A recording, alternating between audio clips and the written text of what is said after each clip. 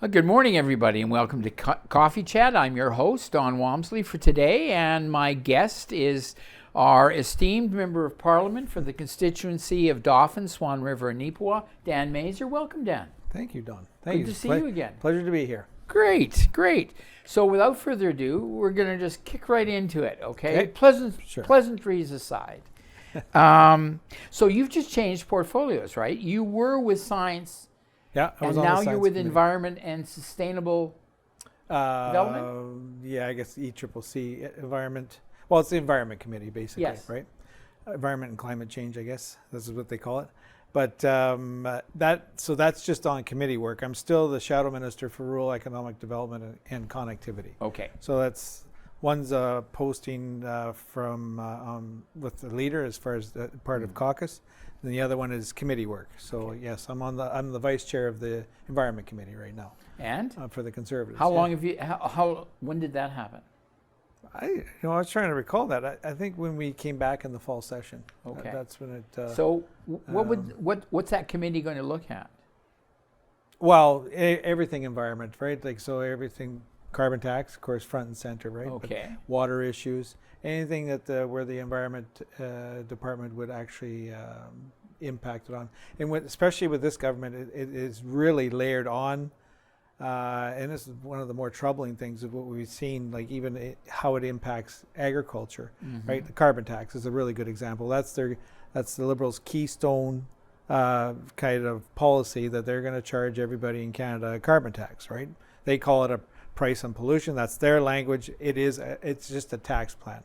So it's anything that consumes fossil fuels. If that's gasoline in your car, if that's propane to heat your run your car, but even heat your buildings. Anything that's a fossil fuel is paying a carbon tax in Canada right now, and that is a Liberal policy. So we've just had it's been top in the news about an exemption for Atlantic Canada, Yes. and I know there's been lots of talk and debate around, well, why just Atlantic Canada? Can it extend to others? Yeah. So where's that going? Well, it was a carve out. Our leader Pierre Poilievre was out in the Atlantic Canada, ironically, and he was doing an Axe the Tax rally. Like that's been our.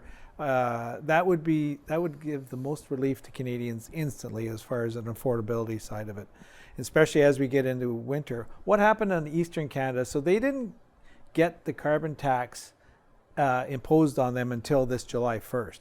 So they knew Atlantic Canada knew nothing about the carbon tax. It wasn't especially on home heating. So all of a sudden, the carbon tax was applied on home heating on July 1st.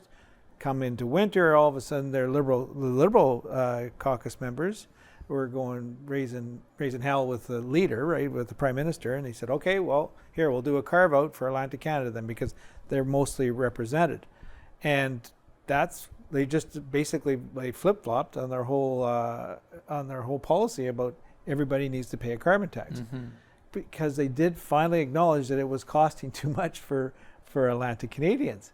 And it was because they use heating fuel. So they said, well, this applies all across Canada. That policy will only impact 3% of Canadians, or not 97% of Canadians, whatever way you want to use it, positive or negative. But it was definitely just a knee-jerk reaction to appease some Liberal voters out in Atlantic Canada. And Goody Hutchins actually admitted that was the process.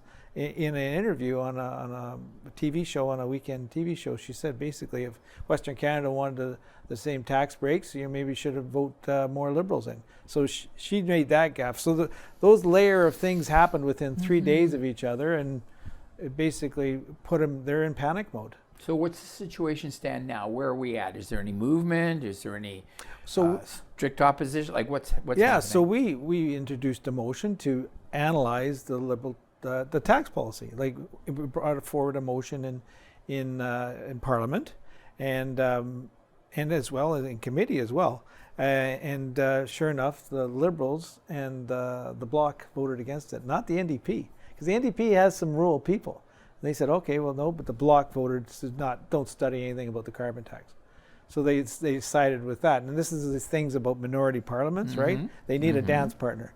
So sure enough, our motion got defeated, and we're not going to be looking at it, but we're going to keep on pushing on it. We tried introducing a motion in committee as well to study that, like what impacts, what positive impacts, like what impacts does the carbon tax have on that? And again, in our committee, everybody voted against us as well. So it was defeated basically.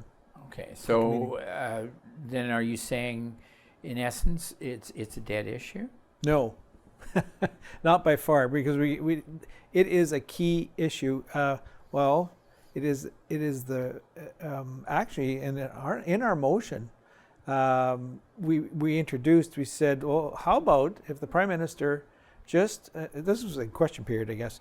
The Prime Minister just parked, like give basically a carbon tax vacation, as the Prime Minister was calling it, for home heating for all Canadians until the next federal election, and let Canadians decide whether they want to pay carbon tax on home heating or not in the next federal election. Well, of course, that got shut down too, and he never did answer the question. So I mean, like we've got them on the ropes, I would say, but our job is to hold them account, and I think Canadians rightfully should know what good is this actually carbon tax do? Because we've been always saying it is nothing more than a tax plan. It's a tax grab, and it's costing us way more than what we're getting back. That's another.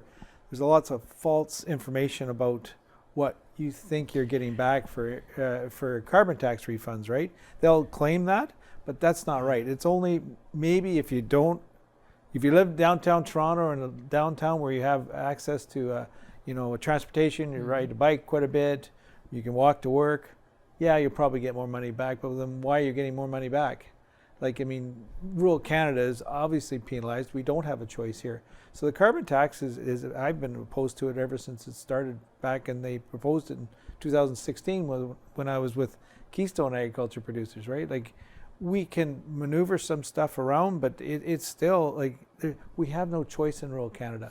See, the interesting thing, I think a lot of us who are non-political people, certainly who vote or come out or listen, it's a perennial and pervasive issue. What are the real facts? Yes. We hear so much spoken with such fervor and conviction. One says one thing, one says the other. We're down here, and ultimately, as a voter, trying to figure out who's saying what where. Like, how anybody can do any kind of study, and having done research or read research or used research, I understand research can almost tell you whatever you want based on what the information is. Yeah. So how do we as voters, how do we petition for clarity around information? Is there a department in government anywhere that helps with that? This is off topic, but it just sort of generated as a result of the conversation we've had. This is where the Auditor General comes in, right? So there is an environment commissioner that works out of the Auditor General's system. So we did have them in front of committee, and he just gave actually it was a very scathing report on how he looks at the mandate of the government. The government says, here, we're going to do this. We're going to reduce emissions by 30%.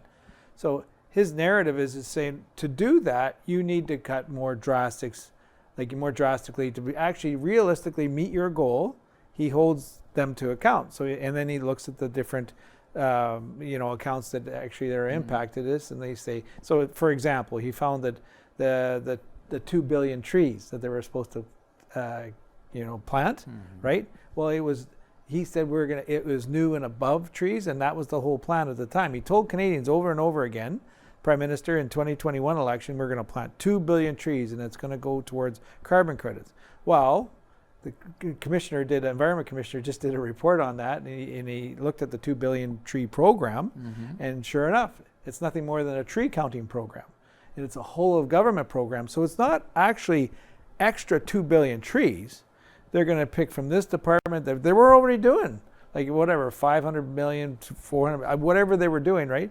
And they're going to plant more trees, basically. But they're not going to get, so then that puts the whole question the question up front of you is, why did they call it a 2 billion tree if it was never the intent to plant 2 billion trees?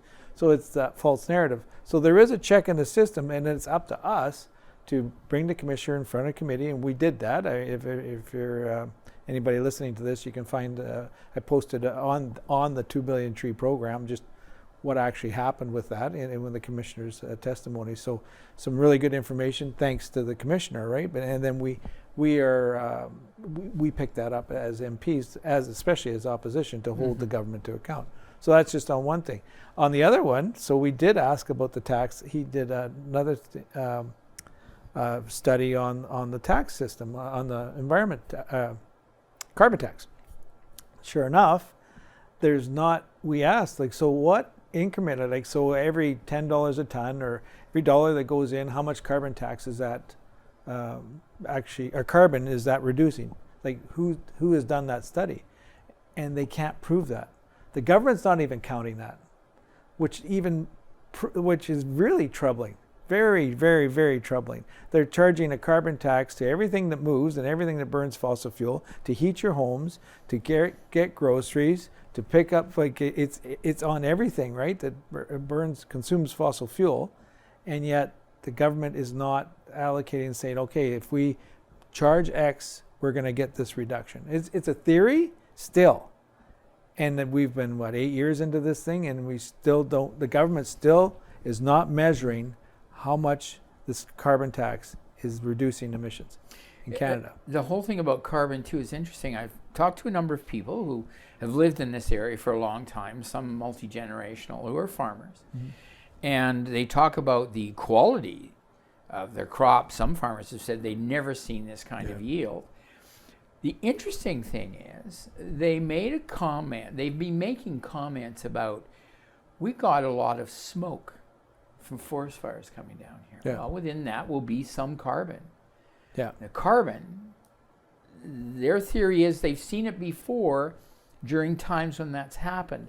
The yield is increased because plants take carbon and they produce oxygen. Yeah.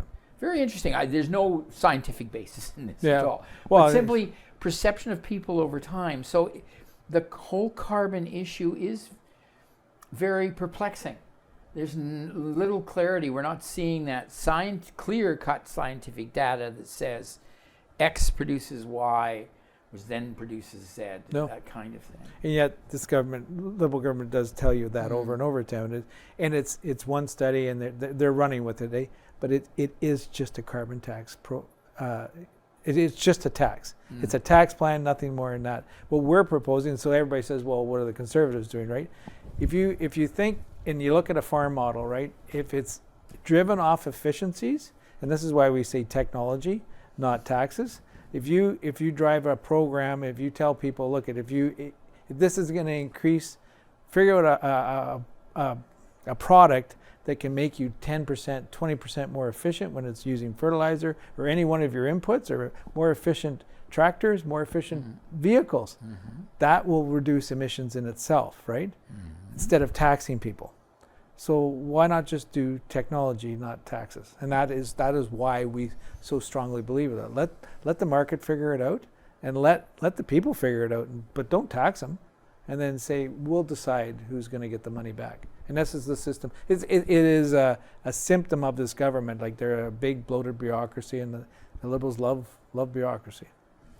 I'm going to switch here. You've a private member's bill regarding internet service. You want to talk about that? Yeah. So Bill 288 passed the House unanimously. So it's like 3 readings, sitting in the Senate right now. So that bill, basically, it's on internet service providers. So right now, they can sell you, when you go to buy internet service, it's like up to speeds. So like 10 and 50 is the big one they got. So 50 download, 10 up. You'll see that lots advertised, right? Well, that's only when it works for the company that's selling you the service. It's when it works for them, not when it works for you. So you'll hear lots of times, like my internet, like you see that little buzzy wheel and stuff like that. Well, the system's too jam-packed, so they slow the whole system down, or they manage it. And they can do that, but yet they're still selling you the service. So to use an analogy, imagine going to a gas station, wanting 50 liters of fuel, only getting 10 liters of fuel, but paying for the 50 liters. It's the same scenario. And the telecommunications industry is the only industry in Canada that can sell you a product like that. So my bill would stop that practice. They have to be more transparent in what speeds you can expect while using the internet, usually in peak time. So if it does get slowed down, and say if it's only 35, 30 download and 5 upload during, like, say, in the peak hours, 7 to 10 at night, then you can go and, knowingly, with that correct information, make a choice between different service providers. Because maybe some local guy can offer you, similar speeds, cheaper price, but it's there 24/7, and he's a local person here. And so that has happened, and it's happened in U.S., Australia. There's other countries that have done this, and it's worked. So it's, in other words, more competition. It's better for the consumer, and it's better for the industry in general. So it should drop the costs in the time. There are two things, because in rural Canada, our internet service is sketchy or intermittent. There are places even within 7 kilometers of this community that you could lose cell service, for example. So cell service and internet, they're two different pylons. That's true enough. You're right. But we are addressing that too. So, but we also pay a lot. Yes. When you take a look at other countries, I think I was reading somewhere we probably pay the highest price for technology in this country than any other country in the world. And their plans are better. There's no competition, right? So the big three basically control the internet, and is it just competition? Is that's the only thing that is our hurdle to overcome? Well, they've got a monopoly on things, right? When there's no competition, we saw there was a fiber co-op that started out of Strathclyde. Can't remember the name of them now, but they started up their own, they got together with a school division, and they're feeding that whole area. And you can see a company that is in competition with them, they are actually offering cheaper internet in a town where they're competing versus just 5 miles out where they can't compete. So it's a different, so there is, I can go right to the communities and look at the different contracts that they're offering. It's the same company.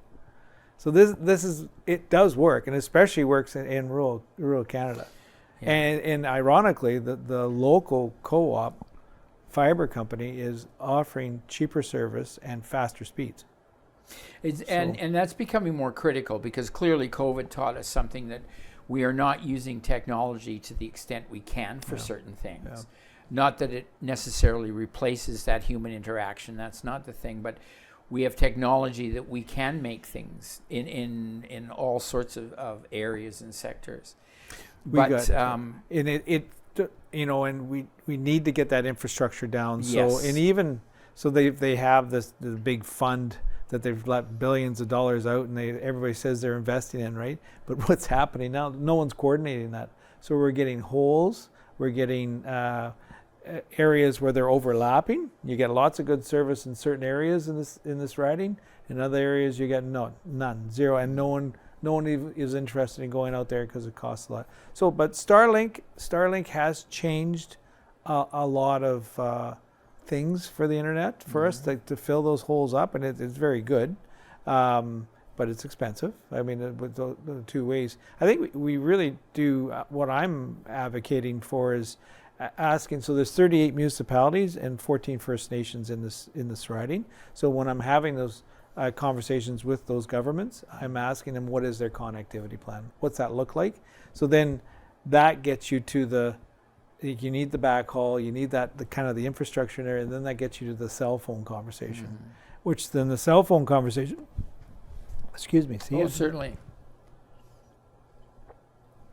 The cell phone conversation can really get you to, what does that look like? So there's a whole generational change happening in our cell phones too. We're getting to 5G, fifth generation, and it's at a higher spectrum. It's a higher bandwidth, and it's great. It covers it carries a whole bunch of information, so that's why we can stream all this kind of stuff, right?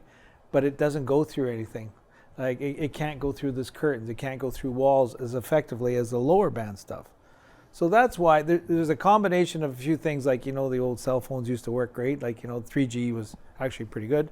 We could at least carry on a conversation. So it's a bigger pipe. Just imagine a bigger pipe going through the air that trying to go through this curtain. If it was just a little needle, you go through the curtain, no problem at all, right? But you can't go through that curtain with a big pipe. And that's the same thing that's happening with our 5G. So you need more infrastructure, more towers, more power to push this stuff out, right? Well, no one's doing that. We're just getting new transmitters on the old existing infrastructure. No one is looking at that. And so we're seeing holes in our cell phone networks now, which is dangerous.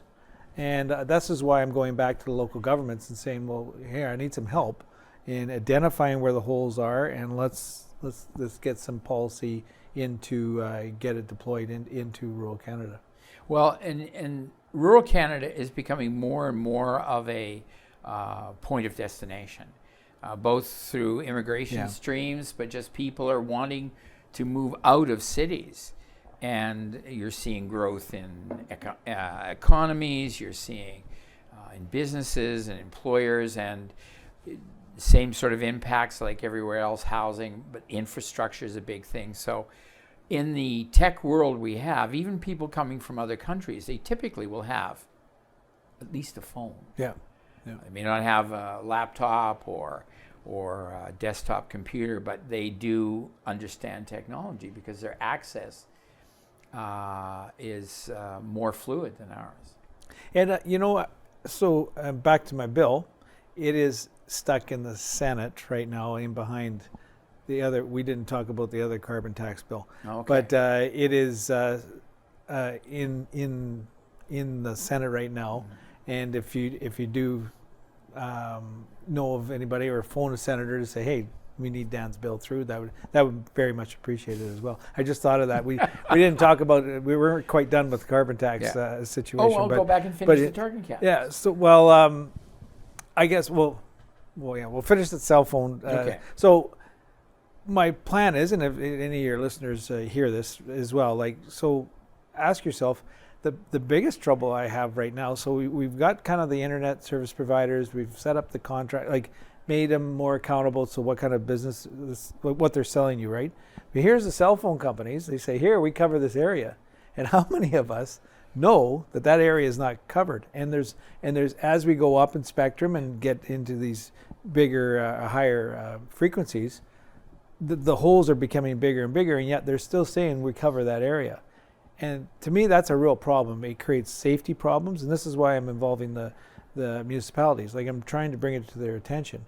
And the federal government has a role to play in it. Provincial does, because that's cash contracts kind of thing. And then what the cell phone companies do is skate in between the two, right? They're not held accountable, because if I go after the actual contract part of it as a legislator, it's actually provincial jurisdiction because it's money. It's the contract that you sign in the province.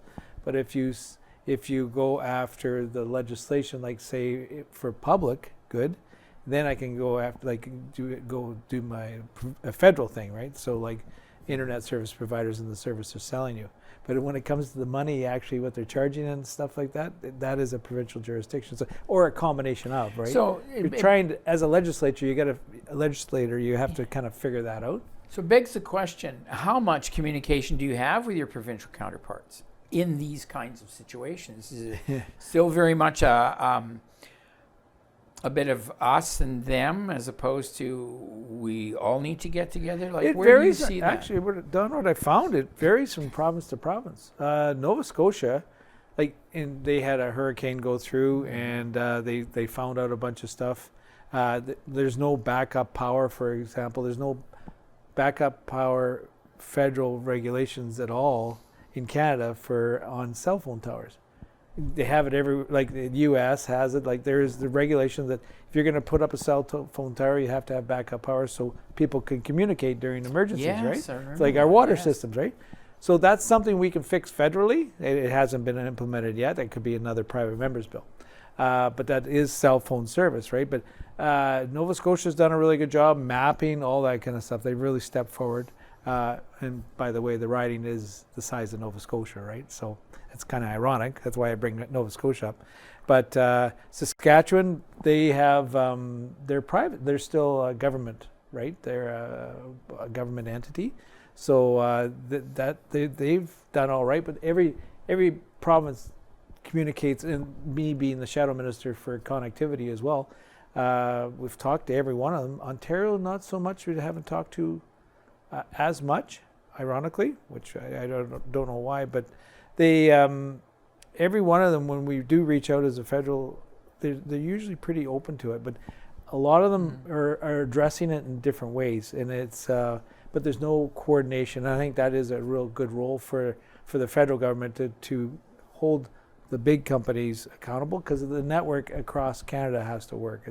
It's so when you drive to province, that's what holds our country together. Yeah. So there is some legislation that can be introduced that would help the provinces get and people get connected, but it starts at the grassroots. And I can't, if you're having problems with that, don't be scared to get a hold of our office. Get a hold of your local councillor and say, what are we doing in our area? So when I do call them, they say, yeah, we should just even have a town hall on it, like, what's connectivity look like? What do we want for cell phone service here? And then there may be some new technologies that are out there or maybe we want internet in our local community rink, right? So who's out there? Let's start having those conversations. So that's how that's going. Back to the carbon tax. Back to the carbon tax. So there's another bill out there, private members bill, that is it's a another carve out or another exemption for farmers for grain drying and barn heating, space heating they call it, right? 234, I think it is. Ben Lobb's colleague's bill. Well, it's made it through the House. The Liberals voted against it, but all the opposition parties voted for it. Hit the Senate, and now we've got an supposedly independent senator, but it's Liberal, holding it up in the Senate. The House has said no, it needs to pass. The farmers need this carve out. And by the way, we had that in Manitoba. That was proposed by the Pallister government back in 2017, and it was shut down by the Liberals back then. But anyways, and I was part of that deal. So they had that bill is sitting there right now, and they're fighting back and forth. And we thought we had actually the votes to carry it through, and it was going to become legislation. And then finally, the Liberal senators stood in the way and said, "No, we're going to shut down debate, and we'll hold it back a bit." And much to our surprise, even now the minister from Environment, Guilbeault, and Natural Resources is phoning those senators saying, "No, bury it. Don't let it go out, because we're not having any more carve-outs." So we've got the Prime Minister and the Environment Minister fighting amongst themselves as well.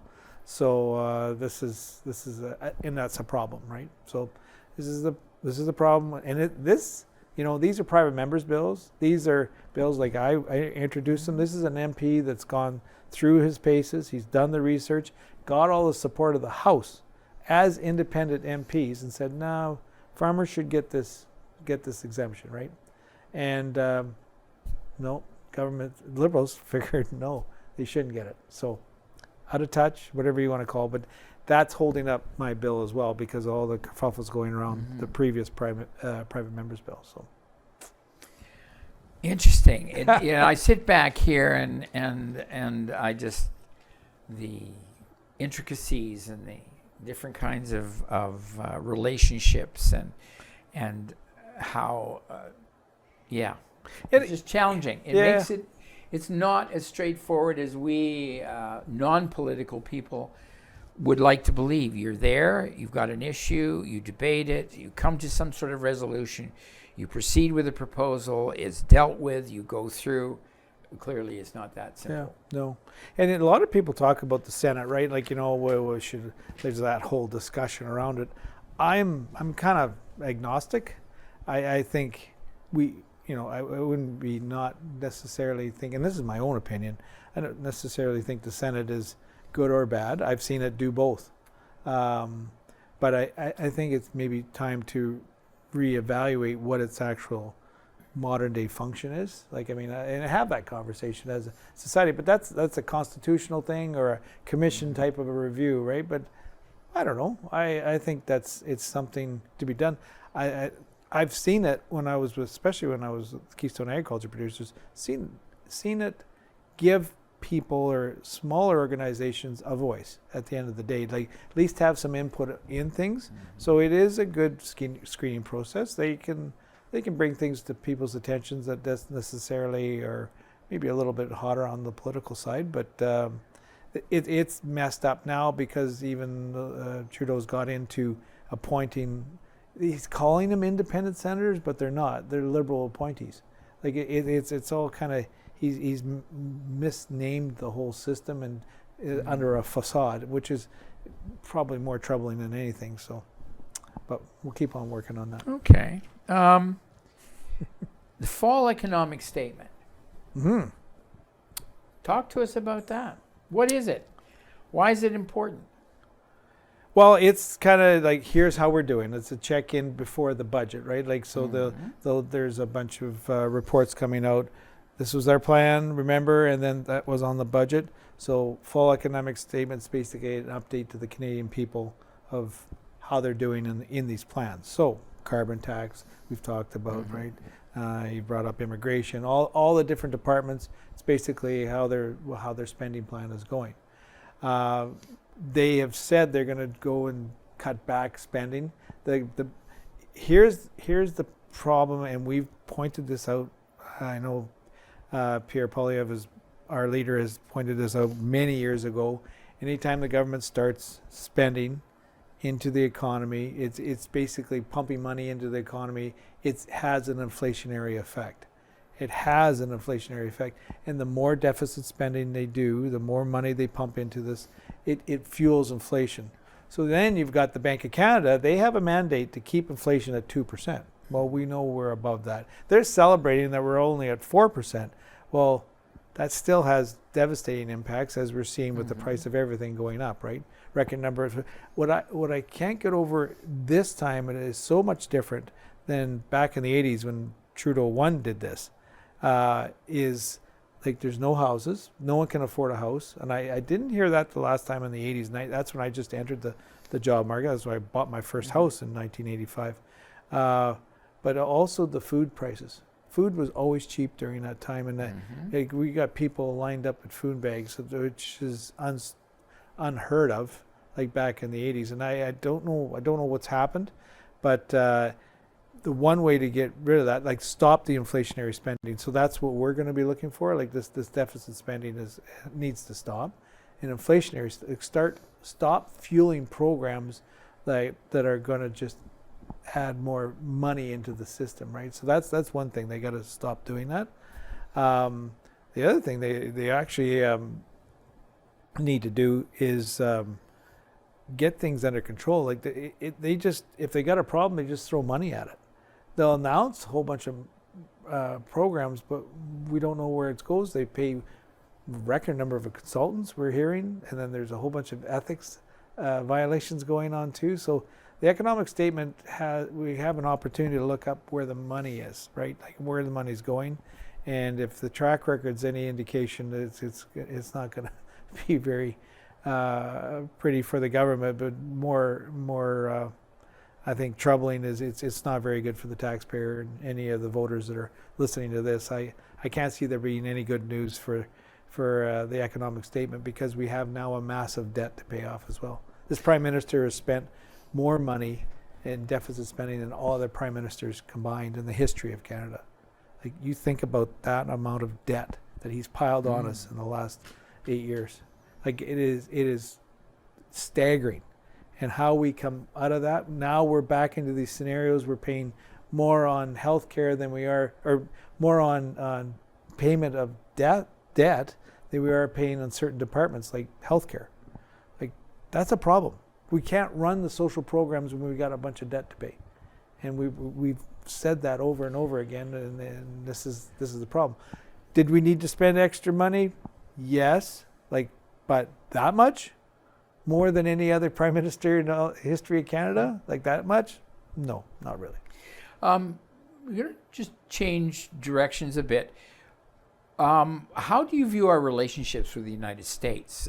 Clearly, there's some, not dissension, but cooling in some regards. Our situation recently with China, or with China and with India.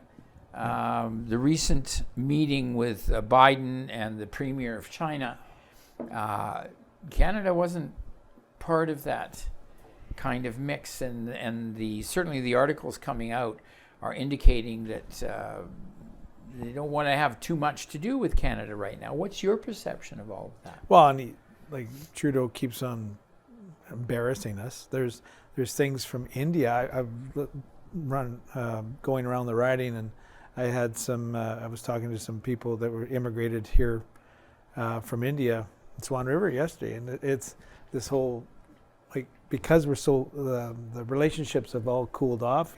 He insulted basically the Indian government, right? So they stopped producing visas. There's things like that going on. That's on one country. When it comes to the U.S., it's very interesting. They're our biggest ally.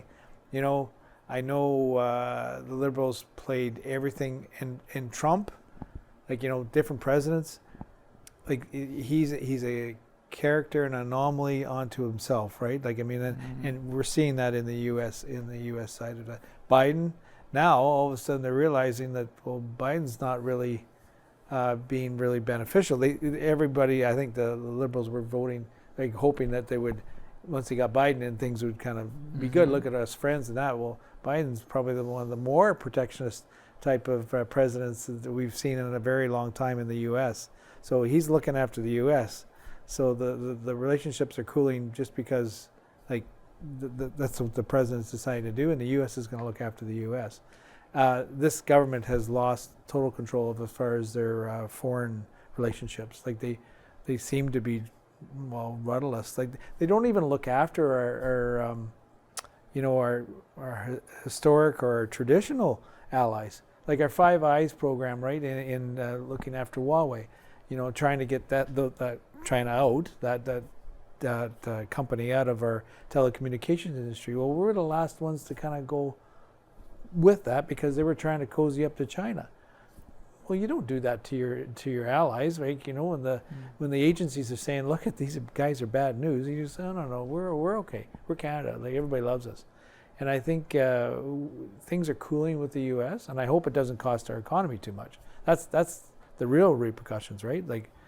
People start getting, cooled down. I don't think anybody's starting to take. You're starting to see things in the news, no one's taking our prime minister seriously now. They all know he's trouble, and he's slowly kind of getting backed out of these agreements, just like the U.S.-China one, to not even consult, not even to, kind of dismiss them. That is very troubling, and I don't think it'll. Whether it takes a new leader, whether it takes a conservative government, we are very much a trade type of the Conservative Party always believed in free trade, but more products you produce, that will bring down inflation as well, versus the money supply, right? But I think we know who our allies are, and we should look after those relationships, and I don't think this government is doing a very good job of that. That's for sure. Canada is noted for its status regarding immigration. It has a variety of different programs. They've just released information indicating that they're not going to be changing or elevating the numbers they're bringing in for a period of time at this point. Talk about what you see as a party with regards to immigration. Is that something you value? Is it something, what do you see are some of the challenges with it or some of the benefits? Well, and I think, so I'm just, to give your listeners some background, I'm the vice chair, co-chair of the Filipino Friendship Group up in Ottawa. So that's an interparliamentary group, right? So we all, and during Independence Day, we have celebrations on the Hill. So I'm part of that committee to foster those relationships. And so get to meet Filipino groups all across Canada. I actually went to Toronto to meet with the Toronto Filipino Chamber of Commerce, which was right downtown Toronto. You'd think, what's Dan doing down? But it was that that ethnic outreach, or that reaching out to the Filipino community. It's amazing though, the network is all together, because it's just like my forefathers. We came in from the Ukraine, right? Like families got deposited all across this country when they come in, right? So it is usually somebody knows somebody from some other province, right? So that was good to see.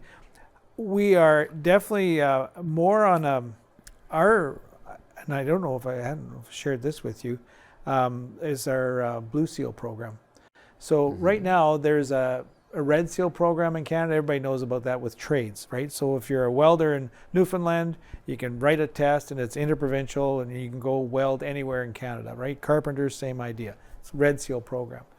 That's not the same case with professionals and professionals designations, especially with doctors and nurses. So we're going to start with those two designations, because right now it doesn't matter if you come in from the Philippines, or if you come in with credentials, you are, like say, an ER doctor or nurse, like and fully qualified for sitting in a hospital, you still have to either go to school or requalify or pass a test, and it's different for every province. So what we're going to do is implement a Blue Seal program. So there'll be one standard across Canada that if you pass the test, you can just go to work. If you're sitting in the Philippines or sitting somewhere else in another country, and there'll be that test you can pass, you'll challenge it over where you're at home, and then within 60 days you'll answer back, so then you can go to work. So the whole idea behind our immigration system is to get the qualified people that can work, and they're definitely qualified, get them to work. Right now there's a whole bunch of barriers, gatekeepers is the term used, but the bureaucracy in between getting someone from a different jurisdiction into where we need the jobs and we need people to be working, there's countless barriers. So we're going to standardize that. So it's called the Blue Seal program. It's part of our platform, and when we're running in the next federal election, but that is one of our proposals. So we're very pro-immigration, but pro getting people to work. So if they're qualified people, you hear the story, right? The taxi driver is the engineer. Countless stories, right? You've got the nurse that's making beds at a local hotel because she can't get her qualifications, right? Or he can't get her qualifications. There's lots of stories like that, and I know there's lots of stories in this writing like that, and that needs to stop. If we're going to put people to work, if they're totally qualified, why not? What is, and there needs to be that standard, so we can, and it's a win. It's a win for the people that came to this country that saw the opportunity, and it's a win for our people that they're serving, especially when it comes to healthcare. They've all of a sudden the hospitals can fill up instead of running at 60% with no staff. Like it's a win-win. That's certainly one aspect, but that's not by far the largest percentage of people immigrating or in that category. Most of them are not in a professional standard category. They're more in trades, or they're in other kinds of things. So that certainly would address that issue, and I think nobody would argue that we need to do that, because we're not generating those kinds of numbers of professional people within country. Yeah. So we need to really look at outsourcing. But generally speaking, because there are other things like trucking, like we need the trades, the stats coming out with regards to the number of tradespeople we're going to need over the next while. Yeah. So overall, I mean, are there any thoughts you might have with regards as a party towards looking at the approach of immigration? The last time Conservative government was in, they certainly had an approach to that. And there's always this merit-based type of approach, right? I think priorities if there's a qualifications that, like, trades or jobs that we need, people that we need to fill the void, that's kind of priority one. But I am of the thought, and every time I bring it up, everybody's in complete agreement, and I don't know how well we do it. I don't think we do it very well now as a country. But bring the whole family over. To me, that is one of the things that if we can do that at the same time, I think we would make a huge step forward, because there's a countless number of files sitting in our caseworker right now that the families are separated, right? Yeah. The mom and dad, or the kids that come over, like whatever. There's a multitude of combinations of families out there, right? You bring them over, grandma and grandpa. Like, I have no problem bringing over grandma and grandpa if they're going to look after the kids while mom and dad are out working. Like, you bring them, like different families come over together, but to leave grandma and grandpa over there and then here, you can apply for PR, or you can apply for something else. Like, once your kids get working on that, I think we need to more look at that family unit. I think it would be you'd bring over a much healthier family, and they would get a much better start, because at least they've got each other. When you start separating families and that, unless, like, like a young guy or young gal wants to get out and see the world, well, there's nothing wrong with that either. That's where this professional program would definitely cut in. But I think there's I think there's a lot to be said about bringing over, recognizing that families, when we need to consider that, and bringing those families over, so they can do not only themselves good, but they can do our country good as well. Okay. We're coming close to the end of it. Just comments around your constituency. What are you seeing as the most prevalent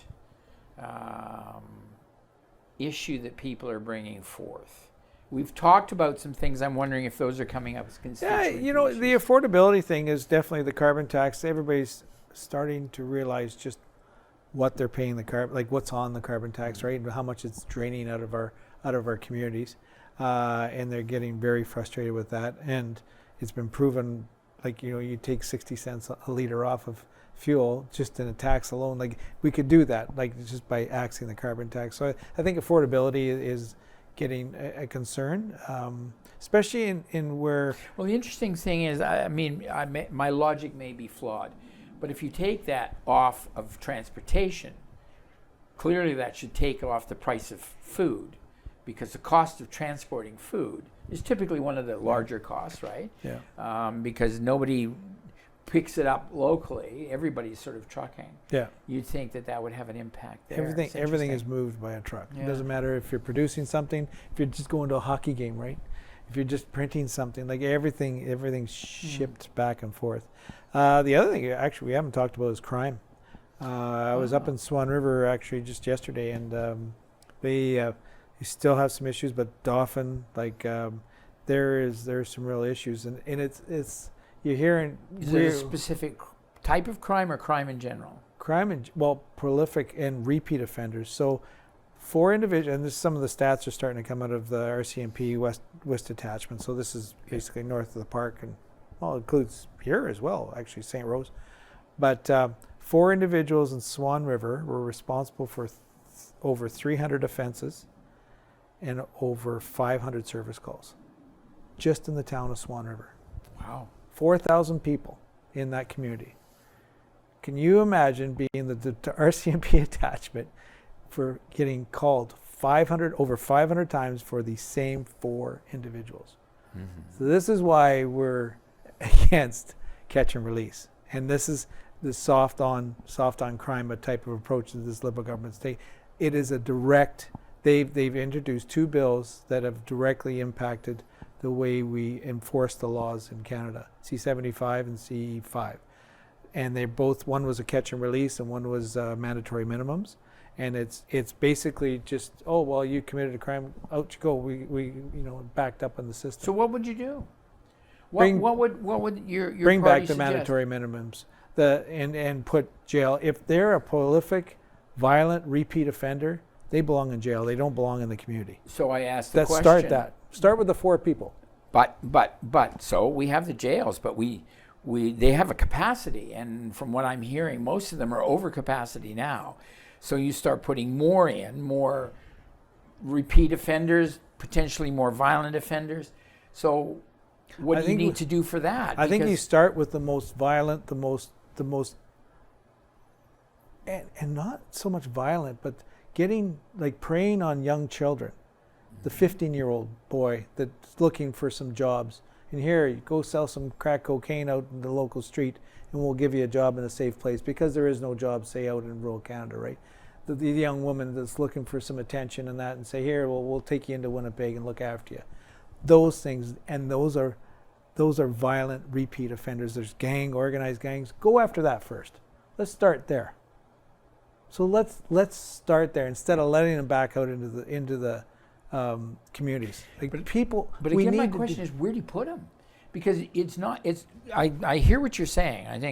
I think all our listeners would say yes. But then you've got them. But if you have no place to put them, what are you doing? So we just set them out on the street. We have to do something. Well, we have to do something, right? To put them away, then you're going to have to build more institutions. Maybe. Or maybe put the right people in the institutions. Like, who is in there in the first place, right? Why do we have so many repeat offenders, and why are they repeat offending? Is it because they're getting away with it? I think if someone knows that they're going to get away with it, and they're telling the story, like, I'll see you this afternoon, I'm going to come get the rest of my groceries. Like, they're saying this outwardly, like they know there's no consequences. A civilized society does not operate like that. And communities don't, our rural communities don't operate like that. That is fundamental to we need law and order. And there are consequences to laws when you don't function as a community like that, right? To be part of this community, you need to behave this way. Do your time, do your punishment, learn, but take on some self-responsibility. Like, that's fundamentally what we're talking about here, Dave. Like, Don, it's not about, we're going to just put a bunch of people away because, we got no room for them, so what are we going to do with them? We can't the days of washing our hands of them, or, looking after, model coddling them, it's got to stop, because it's got to this point, right? So we got to start somewhere. I would definitely look at, like, first and foremost, the repeat violent offenders. That's where you start. Final question for you. Election's going to come within a year, right? About a year? Two. It can, technically two. Okay, technically two. So you're looking at this. If the Conservative Party were to win the election, what would be the first thing the party would do? Axe the carbon tax. Okay. If that had already been axed, what would be the second thing? Who is going to axe it? Well, let's just assume. I mean, we can dream. Well, address affordability, right? Stop deficit inflationary spending as well. Okay. Get rid of the gatekeepers. Make and unclog the system, right? Get some affordable housing. How do we do that? There's a myriad of regulations and barriers to build a house, even in rural Canada now. It's the amount of, you pay for permits, you pay for all the things, never mind about the price of lumber and all the goods, right? But I do honestly believe if you make energy more affordable, get producing goods. And this is what when the leader talks about powerful paychecks, right? Get people back to work. Let them get back to work. Don't tax them to death. And you should be always better working. You should be always better working. You shouldn't, like, there was the story, the scenario that a single mom with a couple of kids making $1 over $60,000. She's working now, all of a sudden it's on 20-cent dollars because of all the deductions and the things. She goes into the next bracket, yes. Right? That shouldn't happen. That is not right in a society where people are trying to do good, trying to do themselves better, trying to provide for the families, and then meanwhile, government comes away and takes 80 cents on a dollar. Like, come on! And they've known this is a problem, and they've done nothing about it. And that's the kind of things they'll talk about. $10 daycare systems, right? Mm-hmm. Well, okay, that's for what? Meanwhile there's lineups like double all across this riding. There's, say, 30 daycare spaces. There's 30 waiting. There's 80 in Dauphin. There's 80 waiting. Like, it just goes on and on. Like, there's more. So it creates a bunch of have-nots and haves. So we need to. Those kind of things we'll address. Well, thank you very much. It's always entertaining and informative and interesting when we get a chance to talk with you. I appreciate it very much. We have been having a conversation with our local member of parliament for the Dauphin, Swan River, and Neepawa riding, Dan Mazier. Again, thank you so much, Dan. Thank you, Don. Been very enjoyed this conversation. Well, that's good. And thank you for tuning into Coffee Chat. If you have any ideas or thoughts or commentaries with regards to the conversation we had today, please let us know. Yeah. Yes. One other thing, if anybody, we have 2 offices, one in Dauphin, one in Neepawa. If you want to stop in, say hello, or just email us too. You can phone our offices if you have any questions of us. Please follow us on Facebook. That's always appreciated too, to get some information. You were asking that right at the very first as well. Well, thank you for that. I'm glad you brought that up. And so, everybody, from us, we here at NAC TV, have a happy day and enjoy your coffee.